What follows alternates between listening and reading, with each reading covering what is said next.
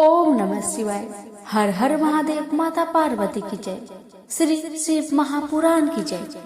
प्यारे भक्तगणों, आज है सोमवार और आप सभी श्रवण करेंगे श्री शिव महापुराण की कथा को पूरा श्रद्धा से, प्रसन्नचित मन से अवश्य सुनिएगा।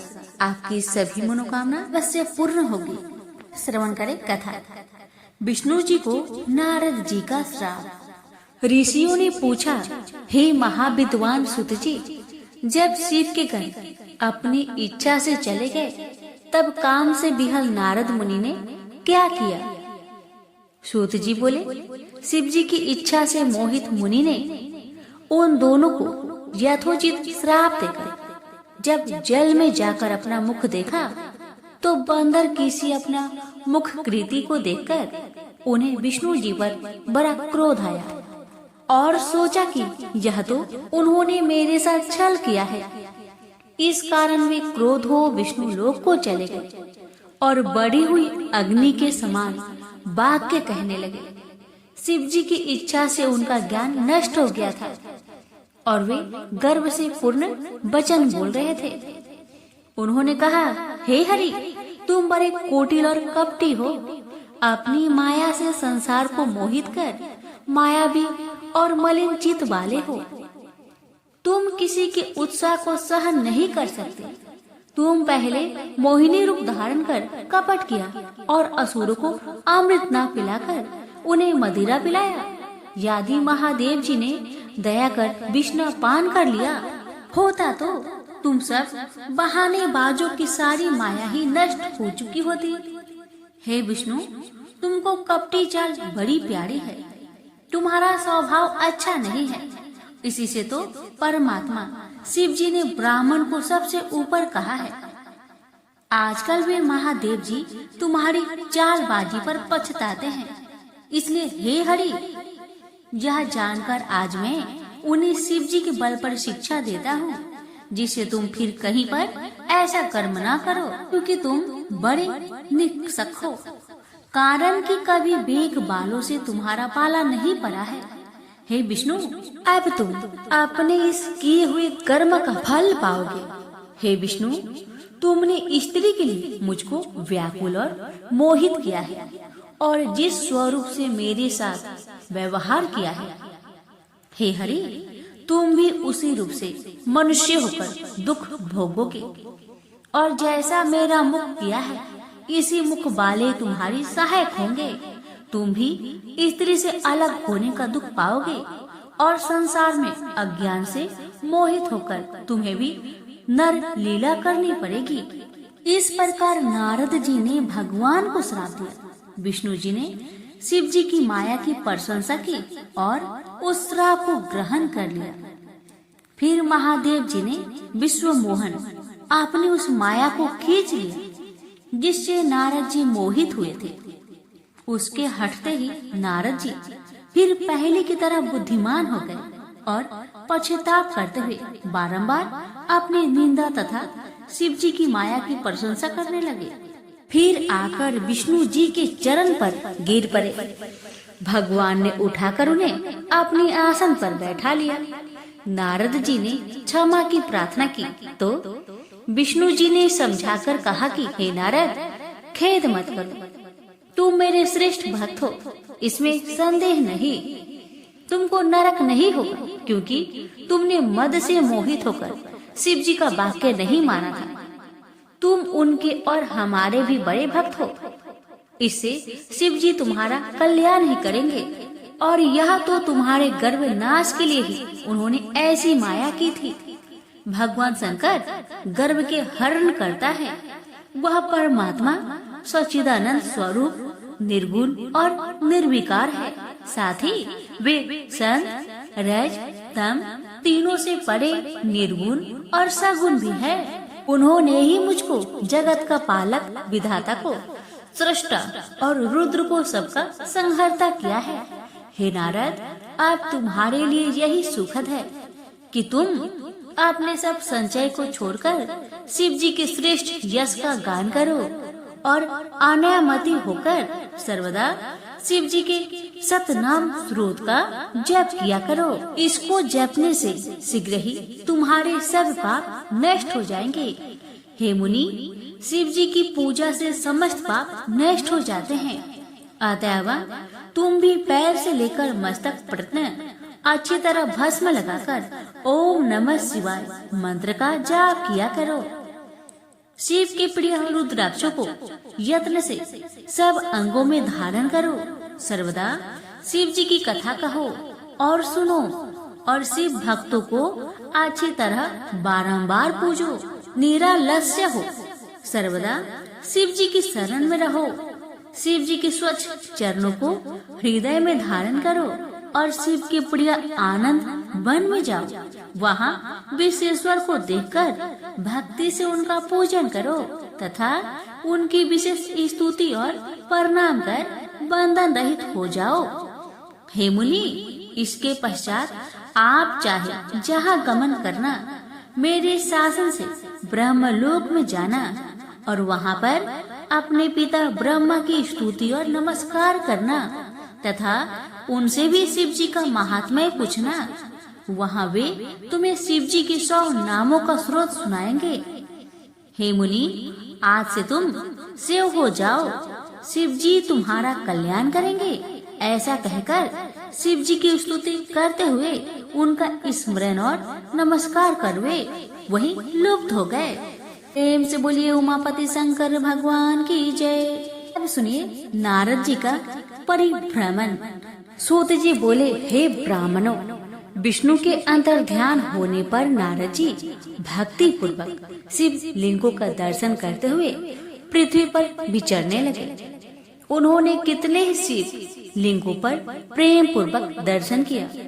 उसी समय वे रुद्र के गण, जिन्हें उन्होंने श्राप दिया था, उनके नारद जी के समीप में जाकर चरणों पर गिर उनसे क्षमा मांगी और कहा, हे मुनिवर, आपका अपराध करने वाले हम वास्तव में ब्राह्मण नहीं है, किंतु हम दोनों महादेव जी के गण हैं, जिन्हें राजा पुत्री के स्वयंवर में माया से मोहित चित होकर परेश की प्रेरणा से आपको हमने श्राप दिया था।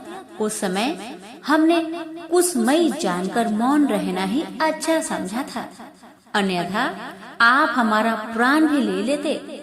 परंतु अब तो आप प्रसन्न होकर हम पर कृपा कीजिए। सूत जी कहते हैं कि जब उन गणों ने भक्ति और आदर से इस प्रकार प्रार्थना की तो उनके वचनों को सुनकर पश्चाताप करते हुए मुनि ने कहा, हे सत्पुरुषों, मैं मान्य महादेव जी के गणों, शिव जी की इच्छा से पहले निश्चय ही मेरी बुद्धि नष्ट हो गई थी, जिससे मोहबश मैंने तुमको श्राप दे दिया। परंतु जो कुछ कहा गया वह तो होना ही है। तो भी हे गणों, सुनो, मेरे अपराध को क्षमा करो।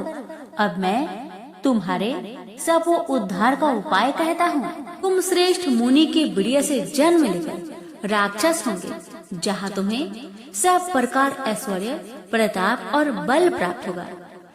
तुम संपूर्ण ब्रह्मांड के राजा और जितेंद्रिय शिव भक्त होगे और वही शिव के दूसरे शरीर से मरकर पुनः अपना पद प्राप्त करोगे। सूत जी कहते हैं कि नारद जी के इन वाक्य को सुनकर महादेव जी के गण प्रसन्नता से अपने स्थान को चले गए। नारद जी भी शिव लिंगों का दर्शन करते हुए दूसरी ओर पृथ्वी पर पर्यटन करने लगे। चलते चलते वे काशीपुरी में काशीनाथ जी के दर्शन करने गए, जो सबके ऊपर विराजमान शिव जी को प्रिय, शिव को सुख देने वाली और शिव स्वरूपनी नगरी है। उनके दर्शन कर वे कृतार्थ हो गए। वहाँ परम आनंद से उन्होंने काशीनाथ शिव जी का पूजन किया और उनकी महिमा वर्णन करते हुए प्रेम से वियल हो गए। पश्चात नारद जी ब्रह्मा लोक को गए। वहाँ जाकर उन्होंने अनेक प्रकार से अपने पिता ब्रह्मा से शिव तत्व को पूछा। प्रेम से बोलिए उमापति शंकर भगवान की जय।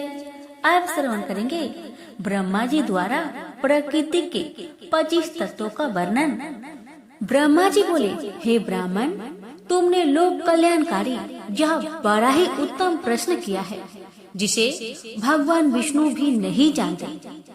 महाप्रलय के समय मैं सब अस्थावर जंगम के नष्ट होने पर, जब सूर्य ग्रह ताराओं से रहित होकर सब अंधकारमय हो गया था और चंद्र दिन रात अग्नि वायु पृथ्वी जल कुछ भी नहीं था, प्रधान आकाश और अन्य तेज भी शून्य हो गया था, तब सुई से भेदन करने युक्त निरंतर घोर अंधकार में वह एक सद ब्रह्मा ही था, जिसको सत कहते हैं। जब सत असत स्वरूप कुछ भी नहीं रह गया और जिसको योगी निरंतर हृदय काश में देखते हैं, जो मन वाणी से परे, इंद्रियों के विषय से रहित, नाम और वर्ण रहित, स्थूल तथा सूक्ष्म भी नहीं है, जिसमें ह्रस्व दीर्घ एवं लघु गुरु घटना बढ़ना भी कुछ नहीं होता। श्रुति भी जिसकी सत्ता को चकित होकर कहती है, वह सत्य, ज्ञान और अनंत स्वरूप तथा परमानंद परम पुरुष है, जो ज्ञानमय और शोभा युक्त है। जो अमूर्त पर तत्व है, वही सदाशिव की मूर्ति है। इसी को पंडित अर्वाचीन और प्राचीन ईश्वर की मूर्ति कहते हैं। उसने अपने शरीर को स्वच्छंद शरीर वाली, कभी नाश न होने वाली शक्ति प्रकट की। वही प्रधान प्रकृति, वही गुणवती माया और वही विकार से रहित बुद्धि तत्व जननी माता कहलाई।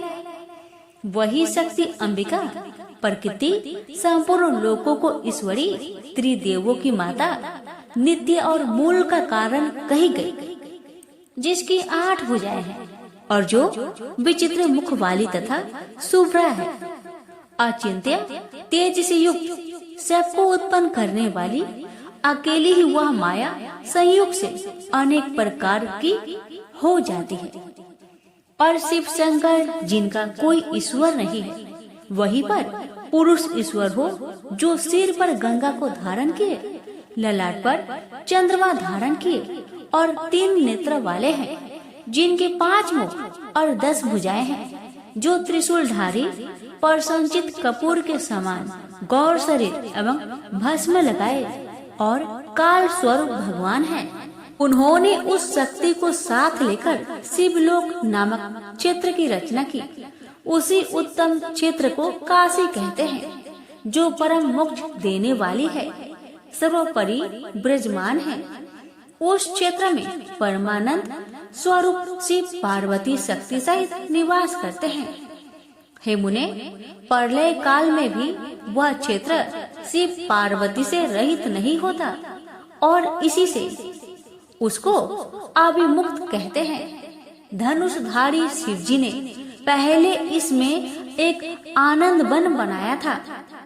उस आनंद वन में शिवा शिव के रमन करते रहने पर, हे नारद जी, उन्हें किसी दूसरे पुरुष के निर्माण की इच्छा हुई और उन्होंने सोचा कि हम इसका भार किसी दूसरे पर देकर शांति से काशी में केवल शयन करें। इस प्रकार निश्चय कर उनके दक्षिण के 10वें अंग में सुधारूप आशा का व्यापार किया, जिससे त्रिलोकी में एक सुंदर पुरुष का अभिभार्य हुआ, जो शांत और सत्य गुण से युक्त एवं गंभीरता में सागर के समान था। तब उस अजय पुरुष ने प्रकट होकर परमेश्वर शंभु को प्रणाम कर कहा, हे स्वामी, मेरा नाम कहकर मेरे कर्मों को भी तो कहिए। यह सुनकर प्रभु शिवजी हंसकर बोले कि सर्वत्र व्यापक होने से जगत में तुम्हारा नाम विष्णु प्रसिद्ध होगा तथा भक्तों को सुख देने वाले तुम्हारे और भी बहुत से नाम होंगे। तुम परम कार्य साधन के लिए दृढ़ता से तप करो। ऐसा कहकर शंकर जी ने अपने श्वास मार्ग से वेदों को दिया। अच्युतीय विष्णु ने शिव जी को नमस्कार कर बड़ा तप किया और शिव जी अंतर ध्यान हो गए। विष्णु जी ने 12,000 दिव्य वर्ष तक तप किया। किंतु तब से अब तक उन्होंने अपने मनोरथ कल्याणकारी शंभु का कभी दर्शन न पाया। जब उन्हें इसकी चिंता हुई तो शिव जी ने यह शुभ वाणी उत्पन्न की, तुम अपने संचय को दूर करने के लिए फिर तप करो। विष्णु जी ने फिर बहुत दिन तक घोर तप किया। तब शिव जी की माया से विष्णु के शरीर से अनेक प्रकार की जल धाराएं निकली और वह सब जल शून्य में व्याप्त होकर फिर ब्रह्म रूप हो गया। इसके स्पर्श से पाप नाश होते हैं। फिर तो वे पुरुष विष्णु जी थक कर प्रसन्नता से बहुत काल तक मोहित हुए और स्वयं ही उस जल पर सो गए। इस समय उनका श्रुति सम्मत नारायण नाम भी हुआ और प्राकृतिक पुरुष के बिना उस समय कुछ भी नहीं था। उसी समय में उन महात्मा से सब तत्वों की उत्पत्ति हुई, फिर उनका विस्तार हुआ। पहले प्रकृति से महान और महान से 3 गुण उत्पन्न हुए, फिर उससे 3 गुण और भेद वाला अहंकार उत्पन्न हुआ। उससे तन्मात्र, शब्द, स्पर्श, रूप, रस और गंध 5 भूत पृथ्वी, जल, तेज, वायु और आकाश प्रकट हुए और उससे नेत्र, कान, नाक, जीवा और त्वचा आदि जितेंद्रिय तथा वाणी, हाथ पैर, गुदा और उपस्थ कर्म इंद्रिया उत्पन्न हुई। इस प्रकार पुरुष के बिना यह सब प्रकृति का जड़ रूप कार्य हुआ। जो सब तत्व शिव जी की इच्छा से 24 प्रकार के हैं, ये सब एकत्र होकर ब्रह्म रूप जल में सो रहे। आज की शिव महापुराण कथा में आपने श्रवण किया है श्री शिव महापुराण द्वितीय रुद्र संहिता का 4था अध्याय, 5वां अध्याय और 6ठा अध्याय।